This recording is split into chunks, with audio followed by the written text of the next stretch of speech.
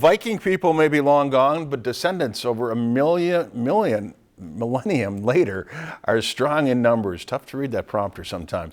Today's people with Scandinavian roots don't seem to know a lot about what the Vikings were like, but a sector of them in northern Minnesota wanted to learn more. Jackson Brunner sat in on a lesson about ancestry in this week's Community Spotlight.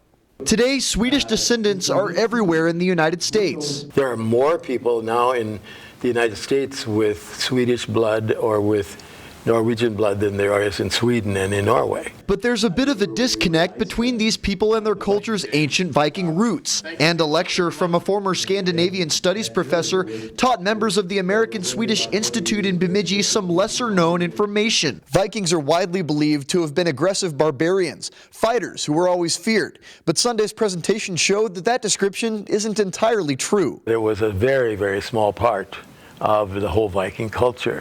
And it stopped after the year 1000 because then Christianity came in and sort of, civilized them, if you want to say that, or slowed them down. And so then they became basically traders. Young Viking men only pillaged on their summer trips when they'd travel in search of new goods.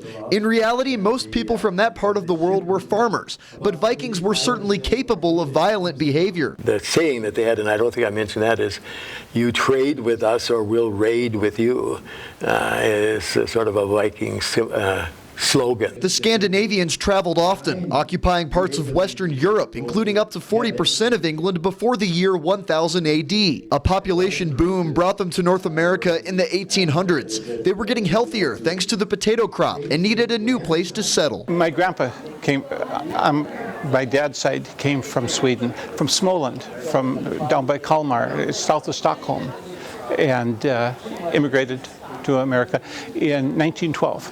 He came over just after the Titanic sunk. My ancestors are of Swedish background. They came to Clearwater County in 1896 and settled up by Elida, North Vitesse State Park. And that was my dad's grandparents, and so we've been following that genealogy and learning more about them and where they came from. Swedish history greatly influences America today, from Norse roots in the English language to the way criminals are tried in the legal system. And as Sunday's meeting began with some Swedish singing, the influence of that past was there to see. Hurrah! Hurrah! Hurrah! For this week's Community Spotlight, Jackson Brunner, Lakeland News.